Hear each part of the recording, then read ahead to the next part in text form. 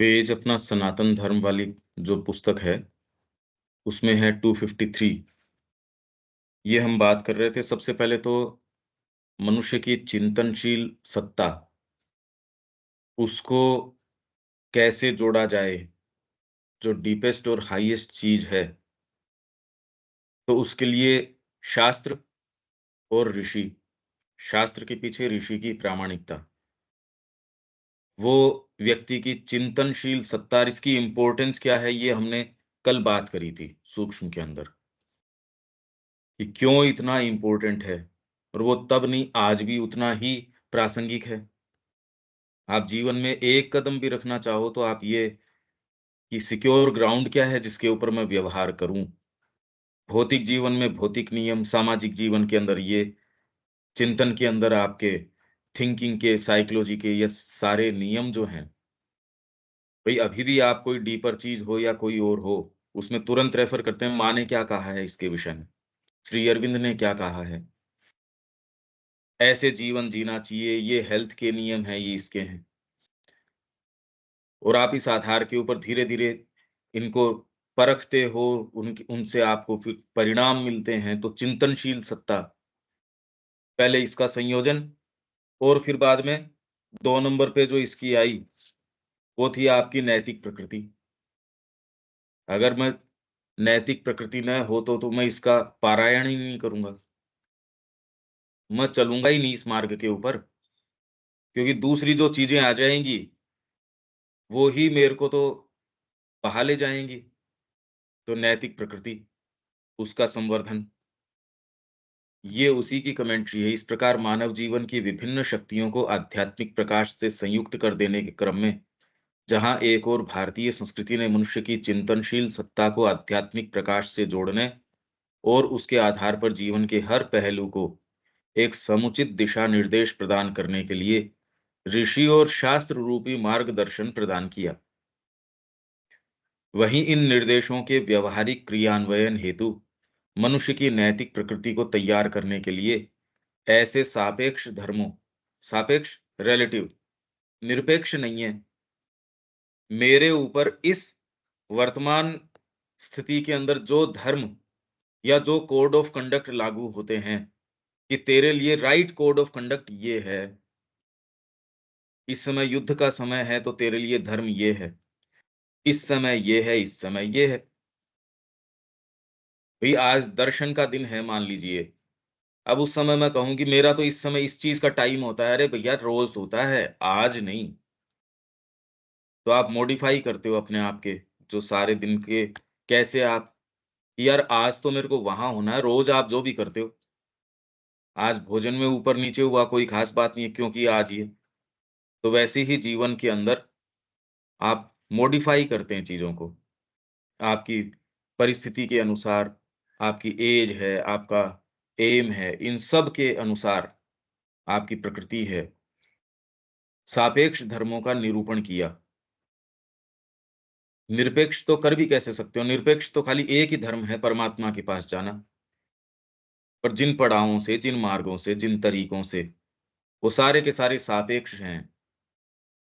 वो इसके अलाइनमेंट में है कि आपको उस मार्ग के ऊपर यथाशीघ्र कैसे जाना है। उनकी अपने आप में कोई एब्सोल्यूट रेलेवेंस नहीं है। उनकी तो रेलेवेंस खाली इतनी है कि वो आपको आपके परम गंतव्य तक किस तरीके से लेके जा रहे हैं।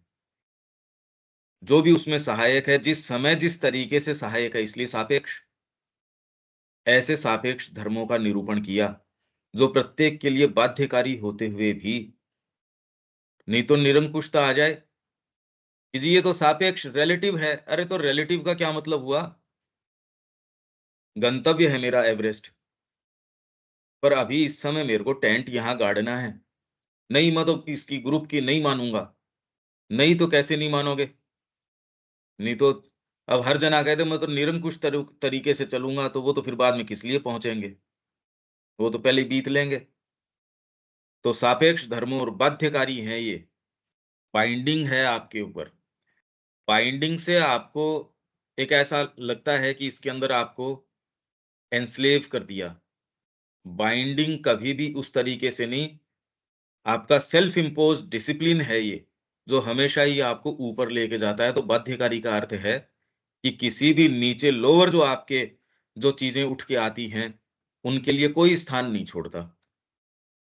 नहीं तो जिसको हम सो कॉल्ड फ्रीडम कहते हैं, वो हमको कहाँ की कहाँ लेके जाती है और उसका कारण है, माँ कह रही है अगर आपकी यूँ ही सोचने वाले भाग को या आपको यूँ ही फ्री छोड़ दिया जाए, तो वो 99 आउट ऑफ 100 वो गलत ही चुनेगा। उसका चुनाव हमेशा ही जिन कंसिडरेशंस के ऊपर आपको चाहे वो कंसिडरेशन कितने भी उस समय विशेष के लिए बड़े फ्रूटफुल लगते हों, कितने भी प्रैक्टिकल लगते हों, तो जो कंसिडरेशन है वो तो एकमात्र ये है कि आपके भीतर की या माँ की पुकार क्या है, उसके ऊपर है तब तो फिर अल्टीमेटली उसके परिणाम होंगे सुखद। अदरवाइज़ तो हमारे जितने भी चयन हैं, वो जिन भी ग्राउंड्स के ऊपर आप उसको बेस करते हैं, वो लेके जाएँगे नीचे ही। तो हमारा चयन जनरली आइदर तो इंद्रियों के आधार के ऊपर या मेरे को क्या चाहिए, कामना या भय, इन चीज़ों के आधार पे या फिर मैकेनिकली ऐसे करते हैं। मैंने सोचा नहीं इस विषय में, कामना भी नहीं है तो मेरे को ये ऐसी भी नहीं है, पर सब कर रहे हैं तो मैकेनिकली ड्रिवन हो आप। पता नहीं क्यों कर रहे हैं, बस सब कर रहे हैं इसलिए कर रहे हैं।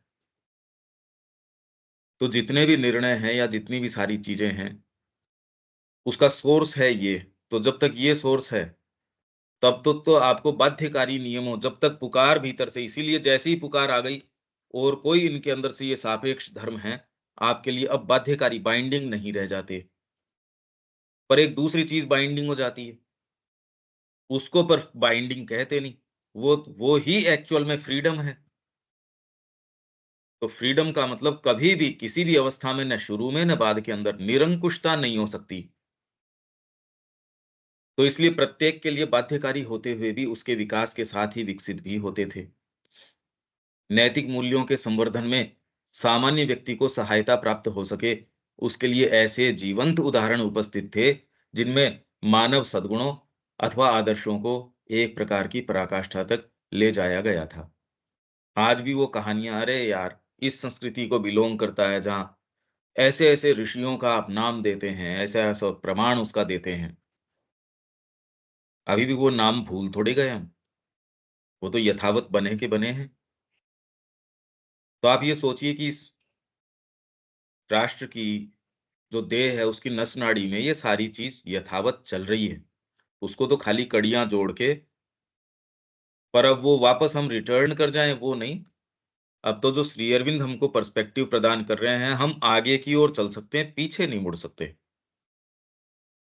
इस प्रकार धर्मों का विधान अवस्था विशेष के अनुरूप समुचित व्यवहार के मानक तो प्रदान करता ही था, अवस्था विशेष के अनुरूप। इसलिए आप में से जो ये कहते हैं, माँ मैं आपका हूँ, मैं एक इस ऐसी स्थिति में आ गया, भई और कोई दूसरी चीज़ अब गँवारा नहीं है। आपके ऊपर अब जो धर्म लागू हो रहा है, वो बाइंडिंग है। वो आपके परिवार पे भी नहीं है, आपकी पत्नी पे, पति पे, बच्चे पे, आपके और किसी के ऊपर बाइंडिंग नहीं, आपके ऊपर बाइंडिंग है क्योंकि आप एक ऐसी साइकोलॉजी, आत्मा की एक ऐसी स्थिति, आप उसके ऊपर खड़े हो। तो आपके ऊपर जो वो बाध्यकारी है, उसको स्वीकार नहीं करते, तो उसके फिर परिणाम हैं। उसके सुनिश्चित परिणाम हैं। आप इसको ये ना मानिए कि ये कोई भौतिक चीज़ नहीं है, तो ये रियल नहीं है। इनफैक्ट रियलिटी तो है ही इन्हीं चीज़ों की। कि इससे क्या फ़र्क पड़ता है आपने भीतर से कमिटमेंट किया था माँ के प्रति, पर फिर भी अब कोई दिखता तो है नहीं। अरे! दिखता कैसे नहीं है? साफ-साफ दिखता है, आपकी हर चीज़ में रिफ्लेक्ट करेगा।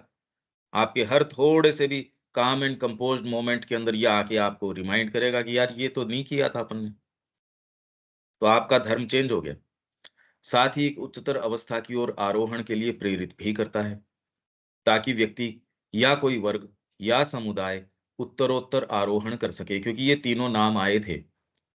श्री अरविंद जब कह रहे थे अभी, तो इसमें व्यक्ति, वर्ग, समुदाय, ये कम्युनल स्पिरिट या कम्युनल जो है ना सामुदायिक आत्माएँ, ये सामुदायिक आत्मा ये है, व्यक्ति व्यक्ति भी अपने आप के अंदर अलग-अलग भागों, अलग-अलग चीज़ों का समुच्चय है। वर्ग है वो इंडिविजुअल्स से बना हुआ है, समुदाय है, वो इन सारी चीज़ों से बना हुआ है, राष्ट्र है, इन और सारी इकाइयों को एक साथ समाहित करते हुए और जिसमें खाली ये इकाइयाँ नहीं, चिंतन की कितनी-कितनी धाराएँ, आपकी कितनी-कितनी परंपराएँ, एक टीमिंग विथ इतनी वैरायटी है एक देश, इसीलिए इस राष्ट्र ने आक्रमण स्वीकार कर लिया, बजाय कोई एक छत्र राज के नीचे आ जाता। श्री अरविंद कह रहे हैं ये बात। तो एकमात्र मतलब श्री अरविंद ही ये चीज़ सामने लेके आ रहा है, क्यों भारत ने ये स्वीकार किया? क्यों उसने कोई इस तरीके का कि एक छत्र ये कर ले? नहीं। और आज की जो तात्कालिक हमारी आवश्यकता है, अब श्री अरविंद कह रहे हैं, एक सशक्त राष्ट्रवाद, नेशनलिज़्म। और नेशनलिज़्म का अर्थ उन्होंने बता ही दिया। हमारे लिए राष्ट्रवाद का अर्थ है सनातन धर्म। तो राष्ट्रवाद का अर्थ ये हुआ कि हमारी हर व्यवस्था, हर चीज़, हर प्रणाली एकमात्र इस आधार पे डिज़ाइन हो कि वो भगवान की ओर लेके जा रहे हैं। और आज की भाषा में हमको वो देना पड़ेगा। स्पिरिट हम अपनी ले सकते हैं जो रही है, पर गिवन कंडीशंस आज की जो हैं, उसको आत्मसात करना पड़ेगा। अब माँ श्री अरविंद के संपर्क में होके पर्सपेक्टिव तो जितना हमको मिलता है, तो दायित्व भी उतना ही बन जाता है। इसमें आप अगर इन्हीं मुद्दों को परपेचुएट करते हो, इसके बहुत गंभीर परिणाम हैं। समय तो जा रहा है, वो तो जा ही रहा है, वो तो यूँ भी जाएगा, पर इसके परिणाम हैं। और यदि कोई गंभीरता से अपने आप को इस मार्ग के लिए देता है या इस परस्यूट में देता है, वो ये पाएगा कि ऐसी चीज़ें, ऐसे आयाम उसके सामने खुल रहे हैं और वो अपनी सारी एफर्ट को जस्टिफाइड पाएगा कि मैंने जितना एफर्ट किया, ये परिणाम तो उससे भयंकर रूप से ज़्यादा आ रहा है। उतना तो मैंने एफर्ट ही नहीं किया था। तो एक तो आपके पास है रास्ता ये, एक ये है कि जितने कदम आप उसके ऊपर उठाते हो, वो आप अपना ही खंडन कर रहे हो। दूसरे के लिए ये लागू नहीं होता, पर आप जिस अवस्था में हैं, आपके अंदर से कोई चीज़ आके दर्ज कर चुकी है अपने आप को। ऐसे के अंदर अब कमांडिंग आपके वहीं से होनी चाहिए, वो जीवन को गाइड करे। और ये कोई भी थोड़ा-सा भी सिंसियर व्यक्ति देख सकता है। ये तो अंदर से ही उसको देखना पड़ेगा। तो उत्तरोत्तर आरोहण कर सकें और अधिकाधिक आत्मा की स्वतंत्रता में निवास करने के लिए तैयार हो जाएँ। इस प्रकार सारी व्यवस्था मनुष्य की सत्ता के चिंतनात्मक, नैतिक, सौंदर्यबोधी ये अब आएगी। मतलब नैतिक प्रकृति का संवर्धन तो आ गया, अब जो आगे आने वाला है वो है आपकी एस्थेटिक बीइंग, उसका भी क्लेम है। ये एक्चुअल में इतनी डीप, इतनी गहन, इतनी इन्वॉल्व्ड चर्चाएँ हैं कि आपके एस्थेटिक्स का कितना क्लेम है, कितना जस्टिफाइड है वो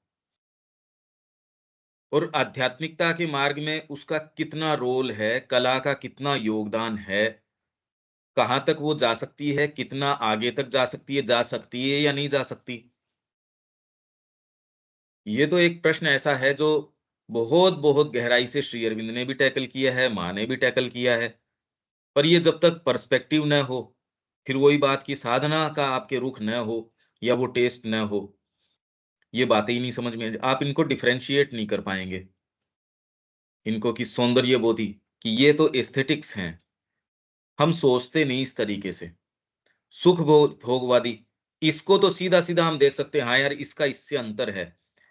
सुख भोगवादी हेडोनिस्टिक टेंडेंसीज़ जिसमें आप रस ले रहे हैं, खाने-पीने, आप प्रोक्रिएशन, रिक्रिएशन इन सारों के अंदर आपकी एंटरटेनमेंट, तो क्या एंटरटेनमेंट नहीं होना चाहिए? डेफ़िनेटली आप कर सकते हो, पर एंटरटेनमेंट नीचे गिरने को एंटरटेनमेंट नहीं बोलते। अब तो नीचे गिरना चेतना के अंदर पर्याय बन गया आपका एंटरटेनमेंट का। जबकि जो ये कुछ पुस्तकें हैं, श्री अरबिंदोज़ ह्यूमर या कुछ ऐसा श्री अरविंद का वो पक्ष जिसके अंदर और जो व्यंग्यात्मक तरीके से श्री अरविंद कई चीज़ों के ऊपर लिखते थे, वो देखो आप, मतलब वो इतना ज़बरदस्त है, तो ये नहीं कि ये पार्ट का जस्ट उसका क्लेम नहीं है। अभी जब सुख भोगवादी हम बोलते हैं, तो हमारी प्रवृत्ति तो एक बिल्कुल अलग यहाँ आज वर्तमान के अंदर तो जितना पतन आ चुका है, एस्थेटिक्स तो बहुत हेल्पफुल है इसके अंदर। इसीलिए श्री अरविंद ने लिखा, नेशनल वैल्यू ऑफ आर्ट। अपनी अर्ली कल्चरल राइटिंग और इनके अंदर, फिर बाद में कर्मयोगी के अंदर भी उनके लेख हैं शिक्षा के ऊपर। तो उसमें आर्ट की क्या नेशनल स्तर के ऊपर वैल्यू है, ये तो हम पढ़ के गए हैं कि अगर ये हो तो आपके जो सर्टेन क्रिमिनैलिटी है ये रहेगी ही नहीं। मतलब इसको तो आर्ट का जो प्रभाव है वो तो आप यूँ मान लोगे यार ये तो कोई आध्यात्मिक समाज में भी ये नहीं देखने को मिलता जो काम आर्ट कर देगी। तो इसीलिए तो हम चर्चा कर रहे हैं कि वास्तव में आध्यात्मिक शब्द इनमें किसी में नहीं बंधता, वो तो बहुत ज़्यादा व्यापक चीज़ है। उसका तो आभास ही नहीं आ पाता। हम तो सौंदर्य बोध को, एथिक्स को, कि वो व्यक्ति चैरिटी करता है, उसके तो सबके प्रति उसके कंपैशन है। ओहो! ये तो महात्मा है। कोई ज़रूरी नहीं है कि इन एट्रिब्यूट्स के अंदर आप कि ये आप एट्रिब्यूशन करें उसके साथ। क्योंकि हमारी प्रकृति उसको जानती नहीं कि परिभाषित कैसे करें, तो वो कैसे परिभाषित करेगा उसको? तो इन किन्हीं भी एट्रिब्यूट से कि वो बड़ा कंपैशनेट है, वो बड़ा ये सारे हो सकते हैं। और सच्चा कंपैशन जो है, वो आपको बिल्कुल कोल्ड लग सकता है। भगवान का कंपैशन है, भगवान की ब्यूटी है, वो आपको कोल्ड लगती है, दूर लगती है। और वही वाइटलिस्टिक आपके इंटरचेंज है, वो कितना वार्म लगता है आपको, एक कितना अंतरंग लगता है। तो ये सारे जितनी भी हम बातें करते हैं, ये जब तक कल्टीवेशन नहीं हो, इनकी शेड्स नहीं समझ में आती, ये क्या बोल रहे हैं, चिंतनात्मक सत्ता का अर्थ क्या हुआ? आज अगर वर्तमान में आप ये देखें, श्री अरविंद ने जो चीज़ कही, तो अब हम बिल्कुल उसके ऊपर एक फेथ के आधार पे और फिर उसको परीक्षण करके देख सकते हैं। अगर फेथ ही नहीं हो, तो परीक्षण किस तरीके से करेंगे? आप ऑलरेडी कोई चीज़ को स्वीकार करते हो, एक स्तर के ऊपर, फिर उसको उसके ऊपर परीक्षण करते हो। अगर डाउट के आधार पे परीक्षण करोगे, तो वो कभी भी यील्ड नहीं करेगा। आपने ऑलरेडी डाउट का तत्व उसमें दे दिया, तो परीक्षण तो ऑलरेडी आपने दूषित कर दिया, उसके सही परिणाम कभी भी नहीं आ सकते। ये एक साइकोलॉजिकल फैक्ट है। तो सेल्फ फुलफिलिंग प्रोफेसी है ये, जब डाउट आप उसमें डाल देते हो और अल्टीमेटली जब वो डिस्प्रूव कर देता है, या ये जो आपके पहले जो डाउट था वो अपने आप को सही सिद्ध कर देता है, कि देख मैंने पहले ही डाउट किया था, इस मार्ग के ऊपर चलते हैं धोखा हो जाएगा। आप इसी भाव को लेके चलें, वो निश्चित ही आप वहीं पहुँचेंगे। ये सेल्फ फुलफिलिंग प्रोफेसी है। आप ये कहते देख मैंने डाउट किया था, वो ठीक ही किया था। ये आपको पलट के कोई नहीं बता रहा, वो डाउट के कारण तू यहाँ पहुँचा है। क्योंकि चिंतनात्मक जो सत्ता है, ये कोई भौतिक सत्ता के नियम लागू नहीं होते, ये तो साइकोलॉजिकल नियम हैं। इसमें अगर आपके कोई भी डिफीटिज़्म है, पेसिमिज़्म है, वो तो वहीं लेके जाएगा। ऑलरेडी आपकी जो प्लानिंग है या आपकी जो चीज़ें हैं, वो आपका जो दुश्मन है, वो आपको दे रहा है, तो उसके परिणाम कहाँ क्या निकलने वाले हैं, वो तो वो ही निकलेंगे जो वो चाहेगा, अगर आप उसकी डिज़ाइन के ऊपर चल रहे हैं तो। तो चिंतनात्मक सत्ता, अभी तुरंत के अंदर आपके शॉट्स कौन कॉल कर रहा है? आपकी पद्धतियों का निर्धारण कौन कर रहा है? इसके ऊपर थोड़ा विचार कीजिए, कि एक्चुअल में चिंतनात्मक भाग को मूव कौन कर रहा है? माँ श्री अरविंद का कितना प्रवेश है? क्या एक्चुअल में है? प्रैक्टिस में कितना आ पा रहा है? ये सारे भागों को, क्योंकि हमारे ही भाग हैं ये, और भारतीय संस्कृति ने इन एक-एक भागों को अपने हाथ में लिया, कैसे लिया और अपने मूल उद्देश्य के साथ कैसे जोड़ दिया। ये इसीलिए ये चर्चा हमारे लिए प्रैक्टिकल चर्चा है। ये कोई वर्णनात्मक चीज़ नहीं है कि डिस्क्रिप्टिव है, कि उस संस्कृति ने किया था, हमारे लिए क्या रेलेवेंस है इसकी? ये रेलेवेंस है। ये एक-एक भाग हमारा है ये, और ये साधना की बातें हैं, यही तो हम चाह रहे हैं, कि कैसे इन सारे भागों को लेके वहाँ तक जोड़ दिया जाए। अगर ये बात न करी जाए, तो इसका सच्चा जो मायना है और अर्थ है, वो तो चूक जाएँगे। ये जैसे ही आप पकड़ोगे, आपको ये डिटेल्स हैं ये साधना की, कि इसने सफलतापूर्वक कैसे ये कार्य किया, आप भी कर सकते हैं, इसको फ़ॉलो करके। तो इसने ये सत्ता के सभी भाग को धर्म के जुए के अंतर्गत उनकी समुचित, मतलब उचित तृप्ति के अवसर प्रदान करके, पर जैसे ही समुचित आप कहते हो, तो इसका मतलब आप कहते हो हाँ ठीक है, इसकी तृप्ति लेजिटिमेट है। अरे यार, एक समय थी, रोज ही थोड़ी है। उस समय लेजिटिमेट थी। आज तू अगर इस चीज़ में इंडल्ज करता है या इसका दुरुपयोग करता है इस दलील का, ये गलत है। आज तेरे को एक चीज़ दे दी गई है, एक सत्य दिखा दिया गया है, माँ की वाणी ने दर्ज कर दिया है तेरी चेतना में आके। तू सारी चीज़ों के संपर्क में जो होना चाहिए, मार्ग के लिए तेरे को आगे ले जाने के लिए आवश्यक, वो सारी जुट गई हैं, सारी चीज़ें दे दी गई हैं। अब उसको जीवन के अंदर स्थापित करना, उनके ऊपर आगे चलना, ये तो करना पड़ेगा। तो अवसर प्रदान करके भी उन्हें अपने आप को अतिक्रम करते हुए आत्मा की अधिकाधिक निर्बाध अभिव्यक्ति के माध्यमों में परिणत कर देने की ओर अभिलक्षित थी, सारी चीज़ें।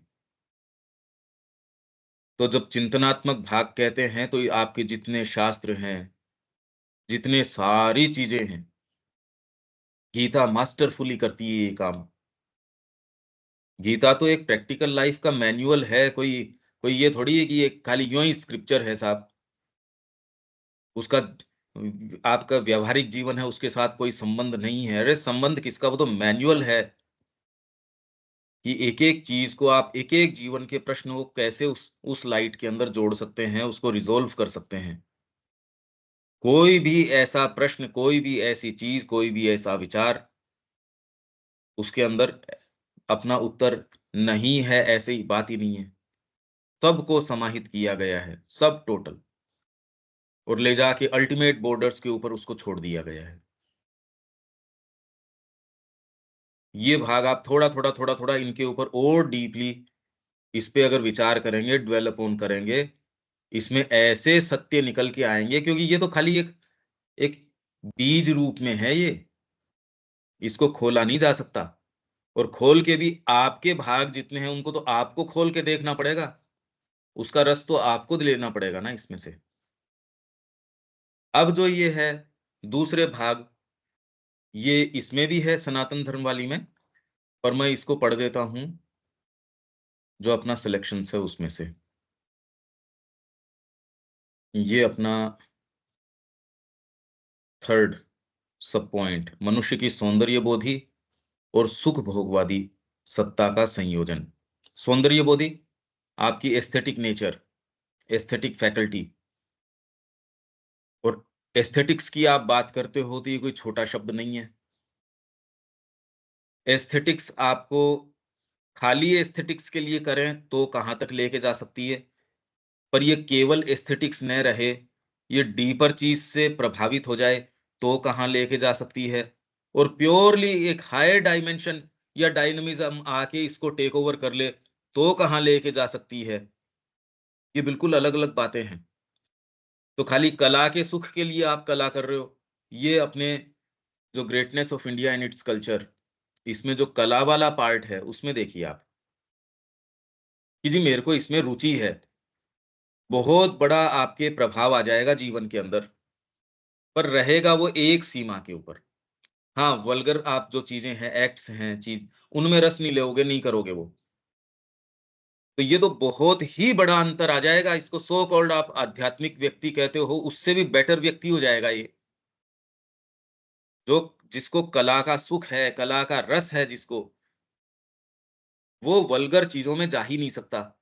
वल्गर एक्ट नहीं करेगा, वल्गर थॉट के अंदर नहीं जाएगा, वो करेगा ही नहीं।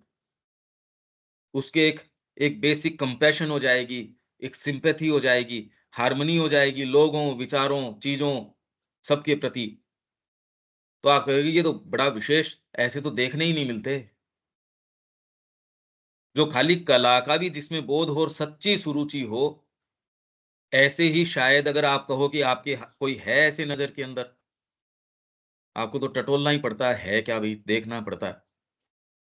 ये विचार भी कि खाली सौंदर्य बोध के लिए जिसका कोई व्यक्ति इतना रचा-बसा हो इसमें, फिर इसमें कोई दूसरी चीज़ थोड़ा-सा प्रवेश कर जाती है कि केवल एस्थेटिक्स नहीं रहते, उसमें आपके और डीपर कोई ट्रूथ्स हैं साइकोलॉजी के, वो आपकी पेंटिंग के माध्यम से, आपके संगीत के माध्यम से, आप आध्यात्मिक नहीं हो गए।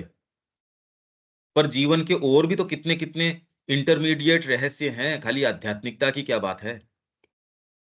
तो यही थोड़ी कि खाली एक तो प्योरली स्थूल भौतिक जड़ तत्व, और एक प्योर स्पिरिट, अरे तो इंटरमीडियरी कितने-कितने अनंत श्रृंखलाएँ हैं इसके बीच में। तो सौंदर्य बोधि, खाली प्योरली आप फिजिकल ब्यूटी की बात करो या फिजिकल ब्यूटी के पीछे जैसे कालिदास ने प्रवेश किया, लाइफ की जो चीज़ें अंतरंग ब्यूटी है उसके पीछे, वो भी सौंदर्य बोध। फिर बाद में विचार की ब्यूटी, तो भौतिक स्तर के ऊपर खाली शेप्स हैं, उनकी आपस के सामंजस्य हैं, कलर्स है, उनकी हार्मनी है, पेड़ हैं, पौधे हैं, पक्षी हैं। जो व्यक्ति नेचर के अंदर इसमें आनंद लेता है, वो भी देखो कितना आपके जो प्योरली वल्गर खाने-पीने इनके उनमें इनमें उतना रस नहीं लेता।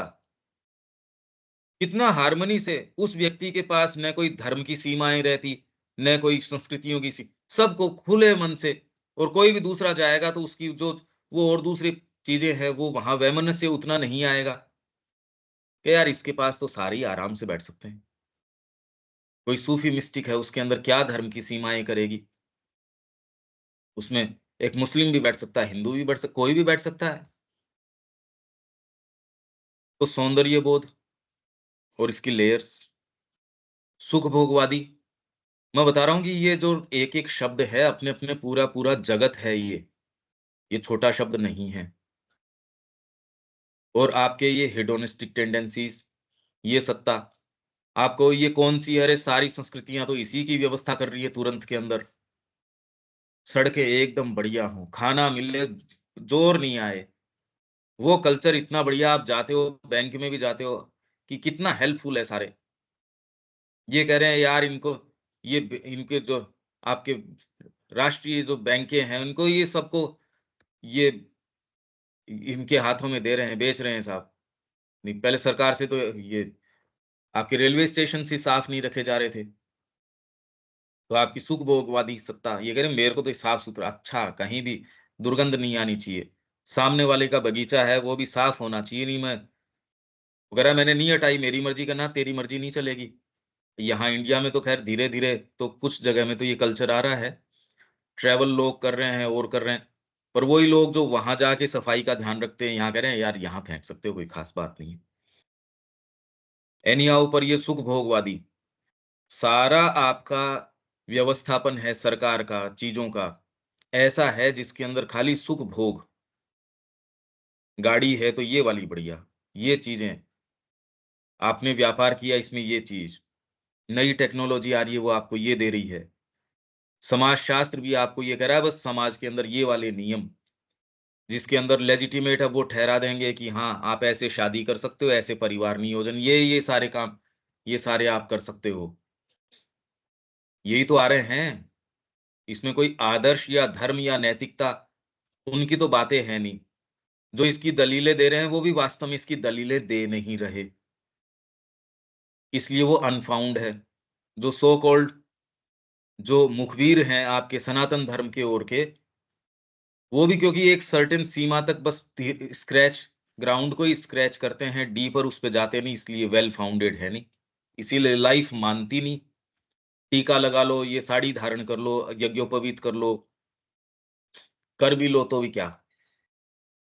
हाँ, एकदम जो उसी में चले गए घोर रूप से थोड़ा-सा हो सकता है उसके अंदर कुछ लगाम लगा दे, कुछ उसमें थोड़ा-सा फ़र्क ला दे। थोड़ी ये नैतिकता कि भई ऐसे नहीं, सुबह उठ के आपके जो पेरेंट्स हैं उनको प्रणाम किया करो, धरती को भी प्रणाम किया करो, व्यापार में भी ये किया करो, सुबह गाय को भी कुछ डाला करो। ये सारे काम भी लोग करते हैं। ऐसे-ऐसे स्थान हैं जहाँ गाड़ियाँ खड़ी होनी शुरू हो गई, जहाँ चारा लेके खड़े हैं या अनाज की बोरियाँ लेके खड़े हैं। कबूतर खाना है, वहाँ व्यक्ति आता है, मैंने रोज़ का नियम कर रखा है, 1 किलो दाना मैं डालता हूँ, तो वो पूरा कबूतर खाना डेवलप हो गया।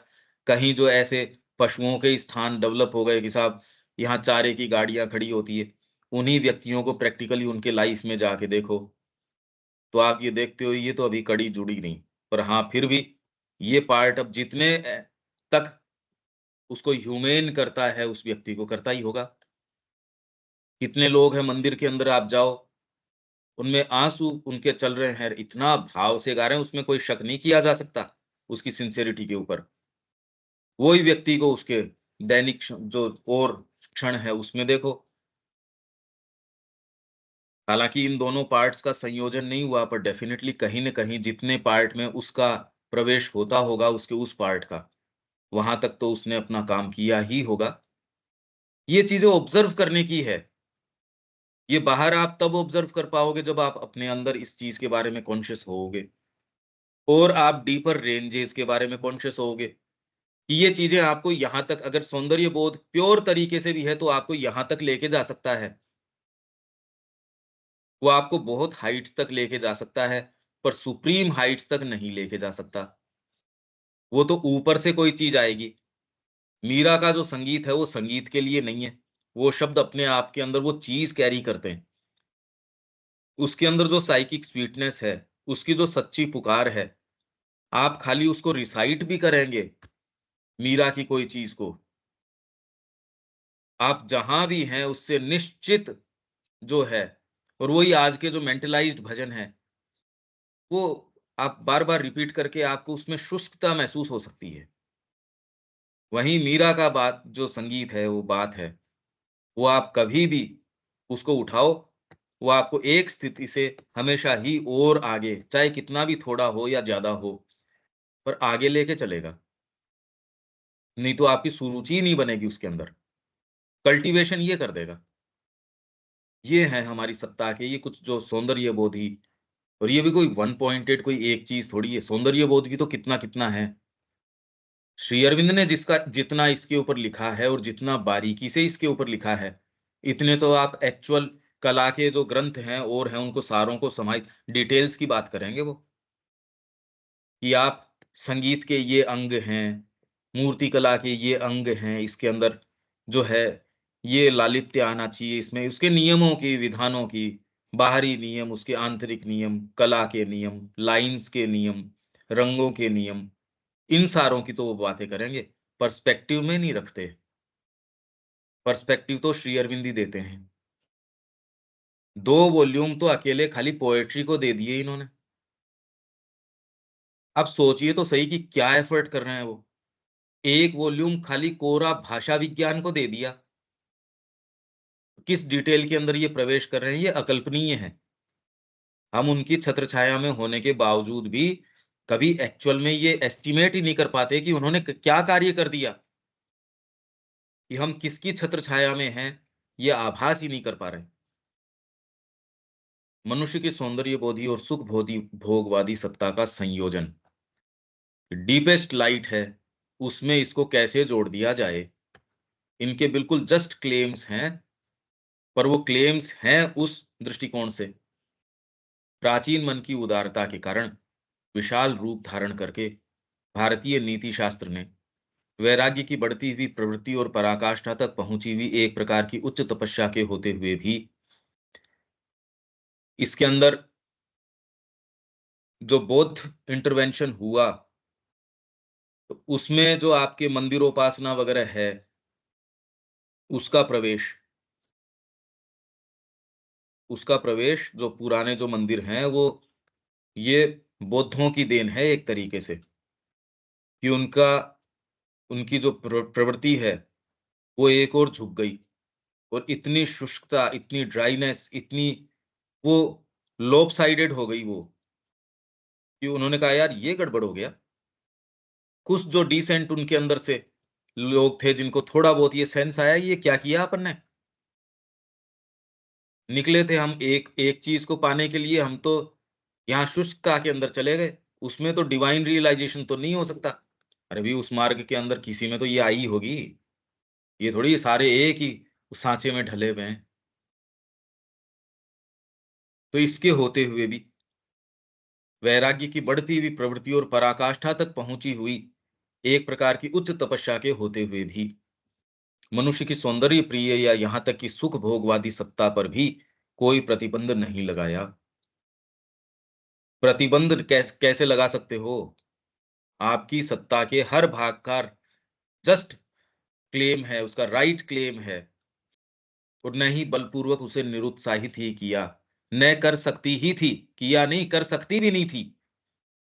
नहीं तो पूर्णता तक नहीं पहुँच सकती। ये मंदिर बना रहे हैं, उसमें इनकी जो एस्थेटिक्स है, कला है, पराकाष्ठा तक ले गए। सिमेट्री का, ब्यूटी का, हार्मनी का, इनका जो खाली भौतिक स्तर के ऊपर नहीं, अगर आप भौतिक स्तर के ऊपर उसको मैनिफेस्ट नहीं कर रहे, तो इसका प्रमाण है कि साइकोलॉजिकली भी आप उस स्थिति के अंदर नहीं हो। हाँ, पर जिस हार्मनी में ये हैं, ये इनकी पर्टिकुलर है। यूरोप अगर उस सिमेट्री को देखे, तो यूरोप को नहीं समझ में आता वो सिमेट्री। संगीत की जो सिमेट्री है, जो उसकी हार्मनी है, वो भारत की अपनी है। स्थापत्य है, मूर्तिकला है, चित्रकला है, व्यवहार है, प्रैक्टिकल लाइफ है, अध्यात्म के आधार के ऊपर दूसरी चीज़ें हैं। इसके बीच में हार्मनी, इसकी जो एक एल्केमी है, वो तो भारतीय दृष्टिकोण ही आपको उसके सामंजस्य को बताएगा, पश्चिम का दृष्टिकोण नहीं बता सकता, पर सामंजस्य ज़रूर है इसके बीच में। हार्मनी है ज़रूर, पर है भारतीय दृष्टिकोण से, बहुत ऊँचे दृष्टिकोण से है। तो इसलिए निरुत्साहित नहीं किया की बात नहीं है, कर सकती भी नहीं थी। क्योंकि बाहरी रूप से यदि आप कोई भी चीज़ पे प्रतिबंध लगाते हो, माँ अगर कोई चीज़ पे प्रतिबंध लगा रही है, तो इसका मतलब माँ सफल रूप से उसको टैकल नहीं कर पा रही। तो माँ ने कोई एज़ सच प्रतिबंध नहीं लगाया। सारों को पूरा खुली छूट है, आओ रहो।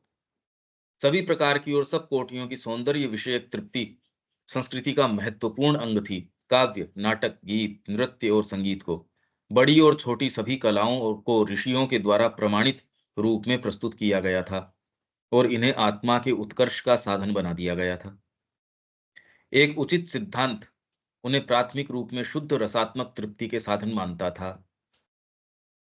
मतलब आपका जो संगीत है, शुद्ध रूप से वो कहते हैं आध्यात्मिक है, कोई ज़रूरी नहीं है। आप कविता कर रहे हो, आप व्यंग्यात्मक भी कर सकते हो। प्योरली आप कोई कालिदास का आप देख रहे हो, शुद्ध रसात्मक, एक पति का पत्नी के साथ संबंध है, मधुरता का भी हो सकता है। आप जैसे ही ये कहते हैं, आपके दिमाग के अंदर तो और दूसरी चीज़ें आना शुरू हो जाती है। शुद्ध रसात्मक तृप्ति, और आप भोगवादी की बात करो तो पूरे पूरे इन्होंने खजुराहो वगैरह के मंदिर बना दिए। इनको दूसरे तो कह रहे हैं यार कितना इंडिसेंट है ये, तो बिल्कुल वल्गर है। और ऐसा कह के आप क्या हो, उनको इसमें कोई श्रिंकिंग या वो वाला पार्ट नहीं थी, कैसे हो सकती थी? वो क्या उसमें सामने लाने की कोशिश कर रहे थे? एकदम डिसइंटरेस्टेड तरीके से ये सारी चीज़ों का इन्होंने निर्माण किया। तो आप ये सोच सकते हो कि पराकाष्ठा के ऊपर ले जाने में तो इन्होंने कमी नहीं रखी। यहाँ हम केवल भोगवादी, और भोग भी एकदम पाश्विक, खाली उस एक्टिविटी पे ध्यान दे रहे हैं और अपने आप को ड्रेस अप इस तरीके से कर रहे हैं, हम तो बड़े नैतिक हैं। तुम देखते नहीं अपने आप को, तुम क्या हो, क्या नहीं हो। सारा प्रयास इसका, तो एक उचित सिद्धांत उन्हें प्राथमिक रूप में, मतलब प्राइमरीली, जो आपके एस्थेटिक्स हैं, चाहे संगीत है, कला है, कुछ भी है, वो शुद्ध रसात्मक तृप्ति, उसमें कोई डीपर तत्व आ रहा है या नहीं आ रहा है। बच्चे को आप सिखा रहे हो, रागों के अंदर हार्मनी है, उसमें बच्चा रस लेना, उसमें कोई डीपर कोई बात है या नहीं है, छोड़ दो। वो आवर्तन सिखा रहे हो, उसको ताल में क्या आनंद है, कला का क्या आनंद है, चीज़ों का क्या आनंद है, वस्तुओं का क्या आनंद है, शुद्ध रसात्मक तृप्ति। अपने आप में इन चीज़ों की अपनी हार्मनी भी आपको वल्गर चीज़ों से दूर कर देगी। अगर आप इन चीज़ों में रसात्मक तृप्ति ले पाए, और प्रत्येक अपने स्वयं के मूलभूत नियम और विधान पर प्रतिष्ठित थी, किंतु फिर भी उस आधार पर और उसके प्रति पूर्ण निष्ठा रखते हुए प्रत्येक को इतना ऊँचा उठा दिया गया था। भई इन्होंने पहली सीढ़ी से शुरू किया, मैंने कला से शुरू किया, तो कला का निम्नतम ये है और उच्चतम ये है, उच्चतम की कोई लिमिट नहीं। इन्होंने तो पूरी रेंज दे दी, वहाँ उनके पास कोई रेंज एज़ सच है नहीं। वो तो पहली सीढ़ी है, तो वो कह रहा है यार अगर ये हो तो मैं तो दूसरी चीज़ों से आँखें भ्रमित हो जाती है मेरी तो। ये है तो बस ये है, ये वाला है तो बस ये कभी नहीं इस तरीके की बात। मतलब जब आप अलंकारों की बात करते हैं व्याकरण के अंदर, वही आपको इतना गुदगुदा देते हैं, अरे यार ये तो बड़ी बहुत सुंदर चीज़ है। छंद और अलंकार जब आप पढ़ते हो तो इसमें कोई आध्यात्मिकता है सच की बात तो नहीं है।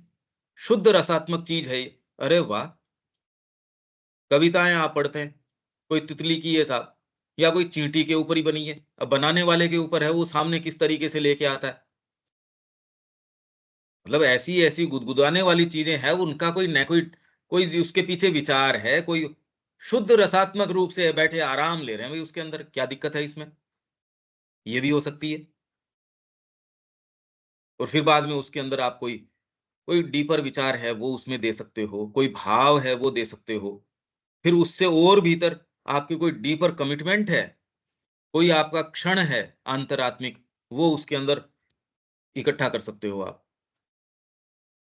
जब आप हाड़ी रानी की सुनते हो, तो उसमें भई सिर उतार के दे दिया, वो तो कोई भी दूसरे शत्रु उतार लेगा, तो इसमें क्या वैभव है?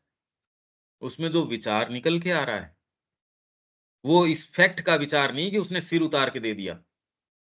वो तो उसका एक आधार है मान लीजिए, और उसके पीछे जो जो चीज़ आ रही है, सेल्फ इफेसमेंट का जो चीज़ आ रही है, जो कमिटमेंट की, क्षात्र तेज की जो चीज़ आ रही है, वो आपको कभी भी फ़ेल नहीं करेगा। आप हमेशा उसको पढ़ेंगे तो आप हमेशा अपने आप को प्रेरित, चाहे आप आध्यात्मिक व्यक्ति हो, चाहे आप कोई भी व्यक्ति हो, एनी वॉक ऑफ लाइफ़ में अगर थोड़ी-सी सुरुचि है, वो आप उसको पढ़ेंगे, या फिर बाद में आप झांसी की रानी पढ़ेंगे।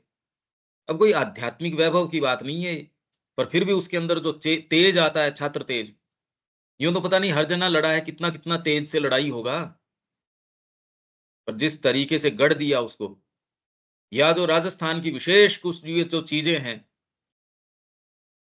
वो जब आप कहते हो, तो रविन्द्रनाथ टैगोर के पास ये गए यहाँ से, तो उन्होंने कहा जी हमने ये सुना है, आप वहां से आए और ये तो आप शौर्य के स्थान से आए हो, तो आप कुछ हमको सुनाइए। तो इन लोगों ने अपनी कुछ चीजें सुनाई। उन्होंने कहा, अरे जैसे मूर्तिमान शौर्य मेरे सामने खड़ा हो। अब वो तो, और उनके लिए कोई ये नहीं है कि एब्स्ट्रैक्ट चीज है। श्री अरविंद ये कहते हैं कि जो जो मिस्टिक है, जो कवि है, उसके लिए आपको ये एब्स्ट्रैक्शंस लगती है चीजें, उसको रियलिटीज लगती हैं। जैसे श्री अरविंद ने लिखा टीज्ड इनकॉन्शियंस या इग्नोरेंस, तो सेठना ने उनको, केडी सेठना ने उनको चेक किया कि ये क्या कर रहे हो आप, ये कोई मूर्त चीज है कि टीज किया इग्नोरेंस को, कैसे टीज कर सकते हो? उन्होंने कहा यार तेरे लिए एब्स्ट्रैक्शन है, मेरे लिए एक बीइंग है ये। एक व्यक्ति क्रोध में था नीचे, तो उनका उसका वो व्यक्ति तो नीचे, क्रोध ऊपर सीढ़ियाँ चढ़ के आ गया उसका। अब ये तो सेंसिटिविटी है। आप इन चीज़ों के प्रति सेंसिटिव हो जाते हो, आप दूसरे जगत में निवास करते हो, और इसकी कोई सीमा नहीं है, इसकी कोई लिमिट नहीं है इसकी। जब आप इन चीज़ों में प्रवेश करते हो, तब आप जानते हो कि सावित्री में जो वैरायटी, इसीलिए माँ कह रही है पूरे यूनिवर्स को इसके अंदर क्रैम कर दिया एक सिंगल बुक के अंदर। तब कर दिया, हमारा प्रवेश ही नहीं है इन छोटी-छोटी चीज़ों के अंदर। तो हमारे लिए तो यूनिवर्स भी तो बहुत छोटा है। भई एक जितनी वैरायटी है, आपने एक भैंस पाल रखी है, उसके लिए दुनिया में कितनी वैरायटी एग्ज़िस्ट करती है, वो जितनी भी करती हो। पर आपके जो दृष्टिकोण है, एक मनुष्य का जो बच्चा है, उसके दृष्टिकोण से तो बहुत ही ज़्यादा, मतलब इतनी ज़्यादा है कि आप भी कहते हैं, यार क्या कंपैरिज़न की कोई बात नहीं है इसमें। तो वैसे ही अगर आपके ये सुरुचियाँ डेवलप्ड नहीं हैं, क्या आप प्रवेश कर जाओगे सावित्री के अंदर? इधर-उधर के बस ठीक है, आप थोड़ा बहुत कुछ कर लोगे, कोई शब्द जो आपको फ़ैमिलियर सा लगता है, आप कहेंगे हाँ, हाँ, ये बात कर रहे हैं। अरे तेरे को सेंस ही नहीं है, क्या सेंस है इसका? संगीत आपको लगता है ये सेंस, मतलब ये शब्द तो जाना-माना है, और आप में हर जना कहेगा हाँ, संगीत, संगीत हम जानते हैं। क्या जानते हैं भई? क्या जानते हैं? एक डॉक्यूमेंट्री में देख रहा था एक संगीतकार की।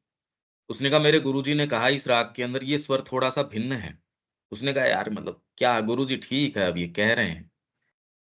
कहते 12 साल बाद में एक मैं कर रहा था वो, प्रोफ़ेशनल संगीतकार, घरानेदार, वो कह रहा 12 साल लगे।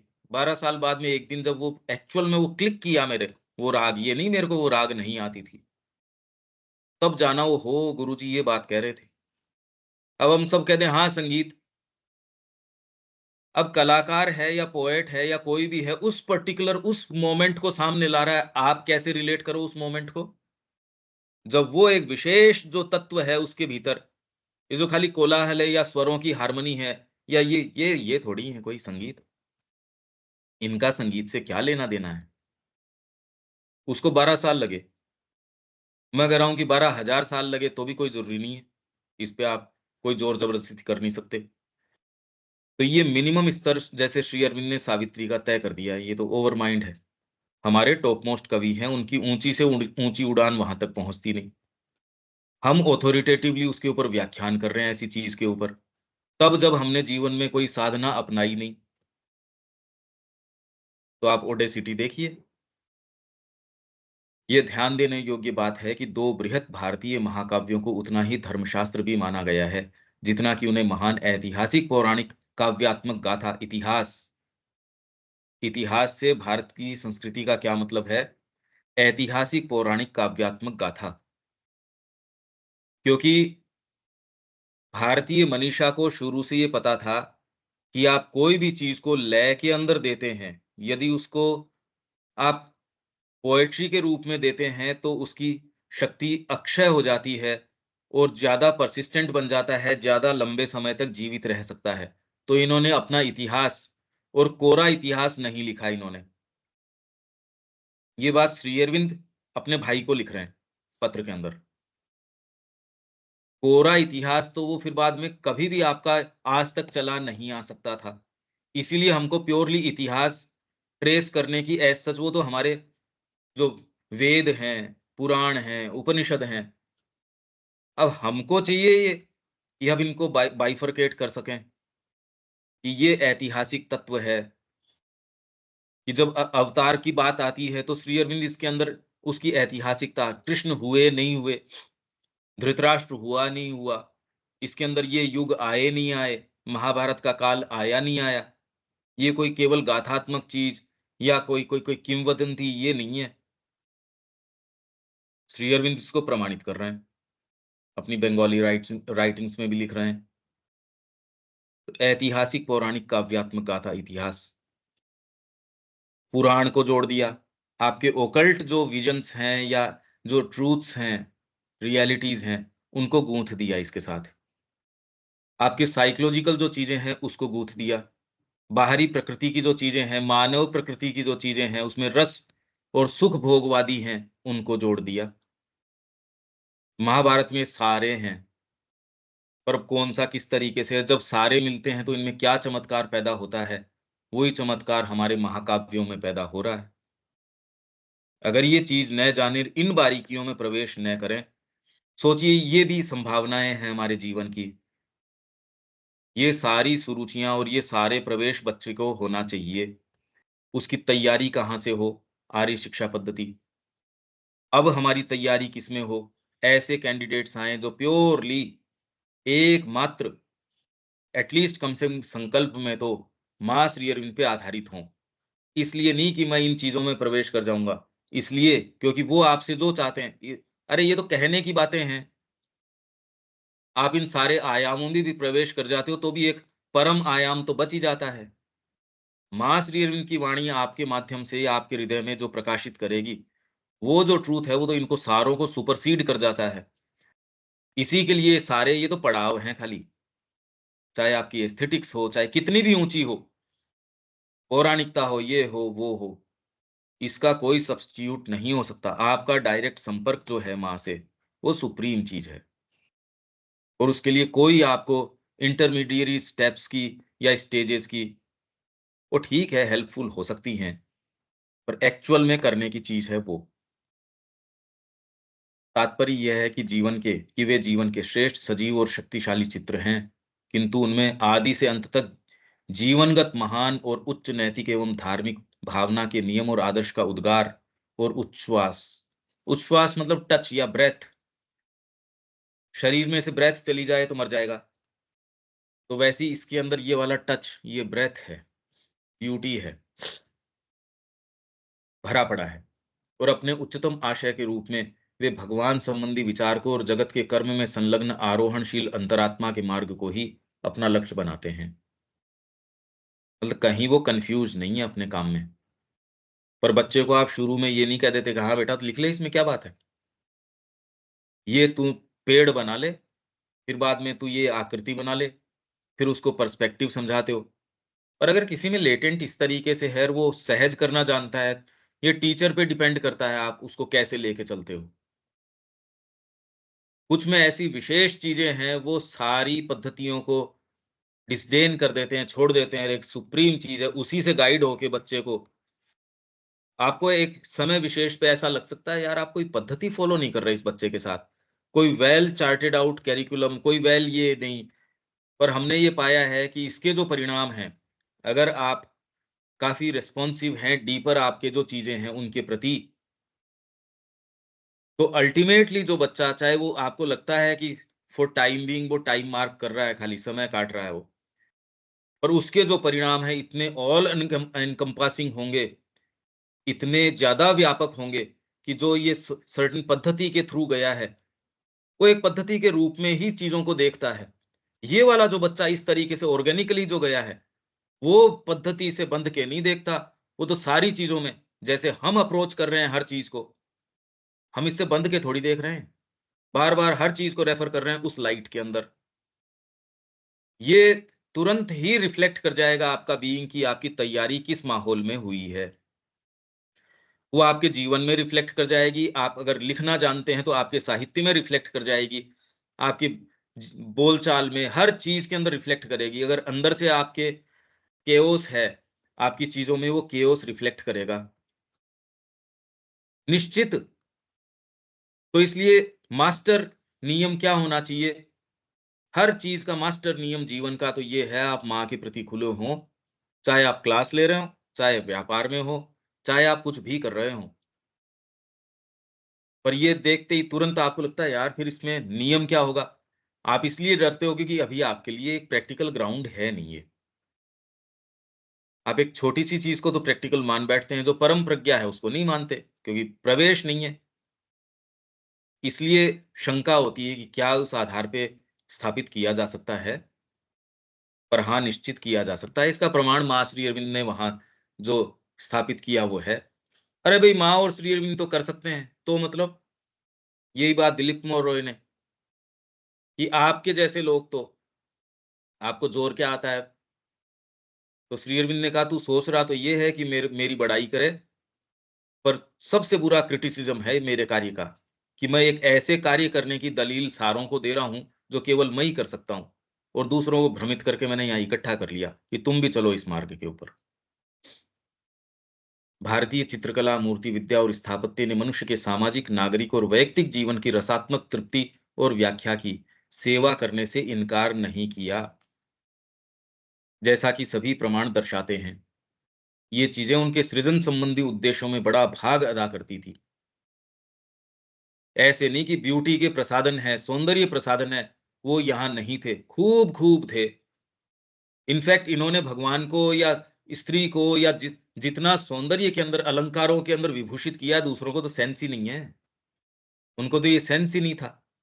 एक समय तो भारत को ये कह के बर्बर बताया जाता था, स्वर्ण मंडित द्वार, जो ऑर्मुज़्द और इंड की सभ्यताएँ जो वो कह रही हैं, अरे यार ये तो खाली इनके पास सोना बिखरा पड़ा है और इनके पास क्या है? और अब जब लूट के ले गए तो उसको फ्लॉन्ट करके कहते हैं, अब तुम्हारे पास क्या है? दरिद्रता है। उनकी तो छोड़ दीजिए आप, बाकी जो सुंदरता के प्रमाण इन्होंने दिए हैं, इनफैक्ट आपको बेंचमार्क ही ये सेट करके देते हैं। किंतु फिर भी उनका सर्वोच्च कार्य संस्कृति के महत्तम आध्यात्मिक पक्ष के लिए सुरक्षित था। आपका डीपेस्ट और हाईएस्ट संगीत कहाँ? हवेली संगीत है भगवान के सामने। जितना भी संगीत आया है वो परमात्मा के सामने, और सर्वत्र ही हम उन्हें भारतीय मन के द्वारा किए गए अंतरात्मा, परमेश्वर, अध्यात्म सत्ता एवं अनंत के गंभीर चिंतन के दबाव से अधिकृत और ओतप्रोत देखते हैं। और हमें इस बात पर भी ध्यान देना होगा कि सौंदर्य प्रेमी एवं सुख भोगवादी सत्ता को धर्म और आध्यात्मिकता का सहायक साधन बनाकर इस प्रयोजन के लिए उसका खुलकर उपयोग ही नहीं किया गया था, बल्कि उसे परमात्मा की ओर मनुष्य की यात्रा का एक मुख्य द्वार भी बना दिया गया था। जिन सौंदर्य प्रसाधनों की ओर की बात हमको अपने पुराणों में इनके अंदर मिलती है, दूसरी संस्कृतियों को सेंस नहीं था। था क्या? उनकी फोटोएं तो देखो आप, क्या सेंस था उनको? तन ढकने का तो सेंस नहीं था। कल तक जो है यहाँ जो है ढाका से और से कपड़ा, कि ये बुनकर ऐसा कपड़ा बना रहे हैं मलमल का, उन्होंने इतनी जबरदस्त ड्यूटी लगाई तो भी जो है प्राइवेट जहाज भेज के यहाँ से कपड़े मंगवा रहे थे। कल तक की बात है ये तो। तो उनकी गवर्नमेंट ने देखा यार अपनी मिलें तो चल ही नहीं पा रही, तो जब तक ये बुनकर रहेंगे, तो इनको खुद कम्पीट करना नहीं आया। ये तो बिल्कुल हबशी लोग थे, इनके हाथ कटवा दिए, यहाँ के लोगों के। ये लो साहब, वो आपको फिर बाद के अंदर प्रमाण कह दे रहे हैं या आपको बता रहे हैं, आपको दलीलें दे रहे हैं, ये नैतिकता है, ये क्रिश्चियनिटी है, ये अरे कहाँ किसकी बातें कर रहे हो भाई तुम? कपड़े तो नहीं बनाने आते तुमको? और कपड़ा किस चीज़ के लिए? तन ढकने के लिए तो काम में आता है। इनको अपना तन नहीं ढकना आता। कौन-सी सुंदरता की किसकी बात करेंगे ये? और यहाँ कब से कि भगवान को ऐसे सुंदरता, ऐसे जो उनकी देवदासियाँ थी, ऐसे ये थी, डांस में ये चीज़ें, आप ये कुचिपुड़ी है, ये उनकी सबके परिधान, कैसी विशेष-विशेष चीज़ें। मतलब अगर आप कोई भी एक भी कोई चीज़ लेके चलो तो पूरा जीवन लगा दो तो वैरायटी खत्म नहीं होती। आप कभी नहीं कह सकते कि मैंने इस संस्कृति की एक चीज़ को पकड़ा और उसकी वैरायटी की इतिश्री हो गई, कभी नहीं। वहाँ शुरू नहीं होती, कपड़े तो नहीं है उनके पास। आग जला के बैठे हैं, मांस है उसको उसमें पका लिया, नहीं पका लिया, एक-दूसरे को खा गए। ये तो उनकी संस्कृति है और ये कोई दूर-सुदूर कोई इतिहास की नहीं, कल तक की सी बात है। आज भी वैसे ही हैं। विशेषकर वैष्णव धर्म, प्रेम और सौंदर्य का तथा भगवान के अंदर मनुष्य की संपूर्ण आनंदात्मक सत्ता की परितृप्ति का धर्म है और यहाँ तक कि इसके अंतर्दर्शन ने इंद्रिय भोग्य जीवन की कामनाओं और प्रतिमूर्तियों को भी दिव्य आत्मानुभव के रूपकों में परिणत कर दिया था। संपूर्ण आनंदात्मक सत्ता की तृप्ति। आप जो आनंद लेते हो उसको भी तो सब्लिमेट कर दिया। वर्तमान में समस्या ये है कि आपको आनंद आ नहीं रहा। जैसे मैंने उदाहरण दिया वो जाके ठाकुर जी के सामने बैठा है, पास में गंगा बह रही है, इतना सुंदर शाम का माहौल, उसको उसमें आनंद आ रहा है। बच्चा कह रहा है पैसे दो, पापा खड़े हो, चल के अपन बाहर चाट खाएँगे, गोलगप्पे खाएँगे। उसने कहा एक काम करो ये पैसे ले जाओ और 1 घंटे से पहले आना मत। उनको अपना वैभव उन्होंने लूटा होगा या जो अपना सुख है वो आनंद लूटा होगा। इसने अपना पिंड छुटाया है यार तुम जाओ मेरे को यहाँ बैठने दो। अब चुन लो इसके अंदर से। अभी तुरंत में एक्चुअल में ये बातें हमारे लिए इतनी ज़्यादा कॉन्ट्रास्ट में है क्योंकि हम कहाँ हैं, ये एक्चुअल स्थिति अगर हमको पता चल जाए तो बिल्कुल पाशविक स्थिति है हमारी। कोई कल्टीवेशन नहीं है। न शिक्षा कर रही है ये काम, न समाज करवा रहा है ये काम। एस्थेटिक्स में है ही नहीं। विरले ही धर्म ऐसी अपरिमित उदारता तक पहुँच पाए हों, विरले ही धर्म और कोई दूसरा धर्म मतलब कंसेप्शन ही नहीं है अथवा संपूर्ण प्रकृति को अध्यात्म सत्ता एवं अनंत की ओर उसकी व्यापक शक्तिशाली और बहुमुखी पहुँच में इतनी ऊँचाई तक ले गए हों जितना कि भारतीय धर्म ने किया। अकल्पनीय चीज़ें हैं ये। ये इस संस्कृति को हम बिलॉन्ग करते हैं, यहाँ से आ रहे हैं हम। अब देखो आप, ये सारे आयाम और इसमें सुप्रीम पर ये कोई भी अपने आप में सब्स्टिट्यूट नहीं है।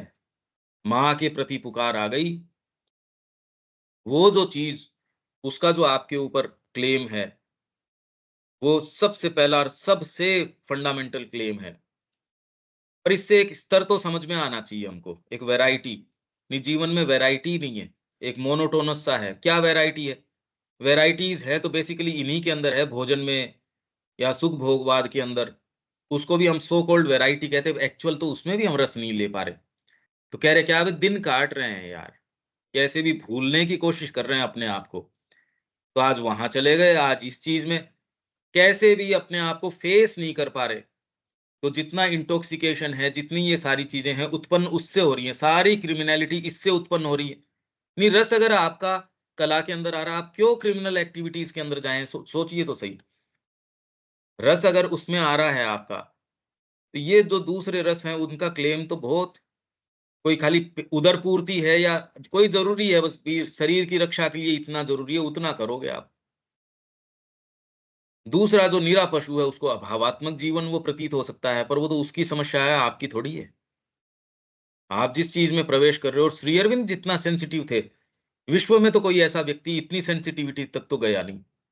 इतनी हाइट्स, इतनी व्यापकता और कोई तो इसने किसी व्यक्ति ने ला के, चाहे वो कैसा भी दिग्गज रहा हो, ये चीजें ला के सामने नहीं रखी। ठीक है, इसमें कोई सेंटेंस या कोई चीज ऐसी है क्या? मेरे ख्याल से तो विचार विचार के रूप में तो क्लियर होना चाहिए, पर इसके जो इम्प्लीकेशंस हैं वो तो इंडिविजुअल के ऊपर हैं। ठीक है दीपक? हाँ पंकज, ठीक है। दीपक जी?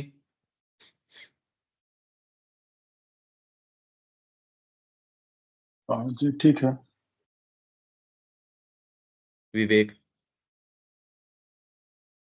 कि आया जो वैष्णव धर्म की बात कि उसमें यहाँ तक कि इसके अंतर्दर्शन में इंद्रिय भोग्य जीवन की कामनाओं और प्रतिमूर्तियों को भी दिव्य आत्मा अनुभव के रूपों में परिणत कर दिया। ये इंद्रिय भोग जीवन की कामनाओं और प्रतिमूर्ति को भी दिव्य आत्मा अनुभव में कैसे कुछ कहाँ है ये लाइन? ये लास्ट से ना दो तीसरा लाइन है। हाँ, ये विशेषकर अब भगवान के भोग लगा रहे हो, बढ़िया से बढ़िया बनाओ यार। केसर और मतलब उनकी होली देखो आप, वो कह रहे हो व्हाट ए कोलोसल वेस्ट, इतना दूध शिव जी को चढ़ाया, इतने का तो आप ये कर लेते। अरे तो तुम पूरा जीवन ही ना वेस्ट कर रहे हो। वैष्णव धर्म यही तो कर रहा है। वैदूर्य मणि के खंबे वहां साहब ये थे, वहां उनके उसमें गए, सिंहासन बना है स्फटिक का, इसका उसका। अब जाके तो इनको थोड़ा बहुत स्फटिक की भी ऐसी खदानें हैं, स्फटिक की जो ये क्रिस्टल है। भोजन भोजन या इस तरह के सिंहासन, ये तो सौंदर्य का बोध का हो गया, कलात्मक। हाँ, इंद्रिय इसमें भोग्य जीवन की इंद्रिय कामना भोग हो, यही तो जीवन, है। तो भोजन इंद्रिय भोग की कामना कैसे हो सकता है? भोजन कहाँ है? नहीं मतलब आप जो उदाहरण दे रहे हैं प्रसाद हाँ लगाने वाले भोग में, हाँ उसकी मैं बात कर रहा हूँ। हाँ, तो इंद्रिय भोग्य मतलब इंद्रियों से आप भोग कर रहे हो ना इसका। अच्छा। अरे इंद्रियां जिसको टच कर सकती हो, आंखें जिसको टच कर सकती हो, ब्यूटी भगवान कृष्ण के अंदर या सामान्य जीवन के अंदर, अरे वाह कितनी ब्यूटी है। वैदे राजा जनक का आप उदाहरण दे रहे हो, तो वैष्णव धर्म प्रेम और सौंदर्य का, प्रेम और सौंदर्य के प्रतिमूर्ति है भगवान कृष्ण, उनकी लीलाएं तथा भगवान के अंदर अंतरंग जो मिलन है उनका गोपियों के साथ, राधा जी के साथ, पराकाष्ठा है ये तो प्रेम की, सौंदर्य की पराकाष्ठा है ये। तथा भगवान के अंदर मनुष्य की संपूर्ण आनंदात्मक सत्ता, संपूर्ण सत्ता ही तो रस ले रही है इसमें। आपने खूब प्रेम से भगवान के लिए खीर बनाई, उनको भोग लगाया और खुद पाई, क्या दिक्कत है अभी इसके अंदर? नहीं नहीं, मेरे को तो अपने आप को कड़वी ही चीजें खानी चाहिए, क्यों खानी चाहिए यार? तो क्या आफत आ रही है ऐसी? भगवान के लिए आप पूरा, आप प्योर से प्योर चंदन लगा रहे हो उनके, प्योर से प्योर केसर लगा रहे हो, केसर चंदन, होली खेल रहे हो उसकी। ब्रज के अंदर होली है साहब, इसके अंदर गुलाल प्योर, उसके अंदर चंदन उड़ा रहे हो आप।